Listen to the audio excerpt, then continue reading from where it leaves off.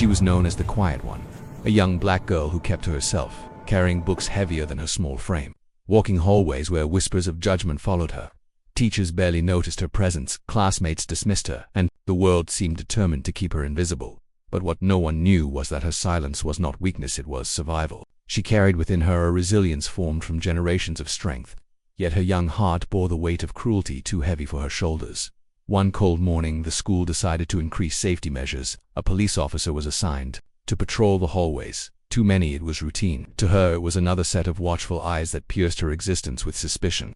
His gaze followed her every move as though her skin alone was a crime. The officer's uniform was ironed, sharp, but his heart was bent with prejudice. He had made up his mind the moment he saw her, that quiet black girl, walking alone. He would find a reason to put her down. And one day, in the middle of an ordinary lunch break, when no one expected it, he did. The cafeteria floor echoed with gasps as the officer's boot struck her small frame. Books scattered, trays clattered, and her fragile body hit the tiles with a force that froze the entire room. The silence she had lived in all her life shattered into a public humiliation she could never forget. But what came next, no one, not even the officer himself, was prepared for. School erupted in chaos. Some students laughed, others gasped, while a few reached for their phones, eager to record what they believed would be another forgotten tragedy in a world numb to injustice. The young girl did not cry. She did not scream. She simply sat on the floor, her dignity stripped, her silence deeper than before. The officer, puffed with authority, thought his action had cemented his control, but the stillness in her eyes unsettled him. She wasn't just broken, she was waiting. Teachers rushed in, voices trembling, unsure of what to do. The principal stammered excuses, terrified of liability. The cafeteria buzzed with fear, but no one dared to stand against the badge. Yet, somewhere deep in the girl's small pocket was a phone, her last connection to someone far more powerful than this uniformed bully could ever imagine. Her trembling hands reached for it, not to call a friend, not to cry for pity, but to send one simple message. And when it was sent, the world outside, those school walls, began to move in silence, like a storm gathering strength beyond the horizon. Minutes passed. The officer strutted through the cafeteria, convinced he had taught her a lesson, but the lesson was about to turn on him.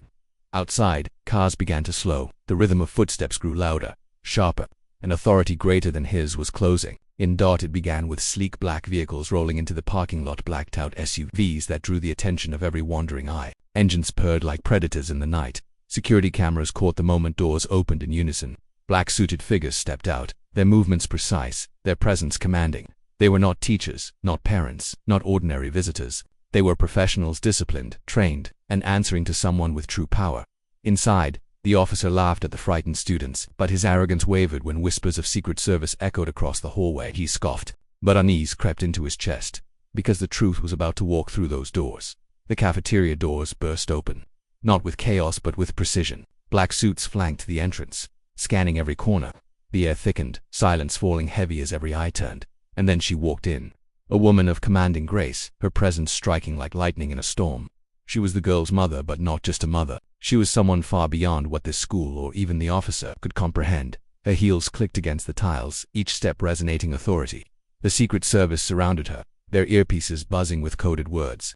The officer's smirk vanished. His hand twitched near his belt, but his courage faltered under the weight of her gaze. The girl, still on the floor, looked up. For the first time that day, her silence cracked not into words, but into the safety of her mother's arms.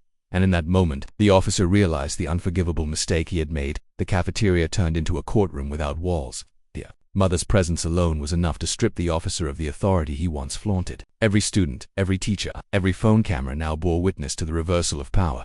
The Secret Service moved in swiftly. They didn't touch the officer, but their stance alone made him shrink. Papers were drawn, names were checked, and within moments it was clear his fate was sealed. This wasn't just a disciplinary matter. This was bigger than a school. His badge could not protect him, his uniform could not excuse him, and his arrogance could not save him.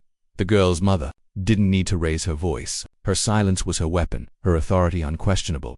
And when the order was given, the officer was escorted out not as an enforcer of law, but as a criminal stripped of his power.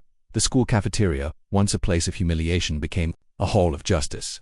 The quiet black girl, once unseen, was now unshakable. Not because she fought with fists, but because her silence had summoned something greater than fire. It had summoned truth. Her classmates, who once overlooked her, now whispered in awe.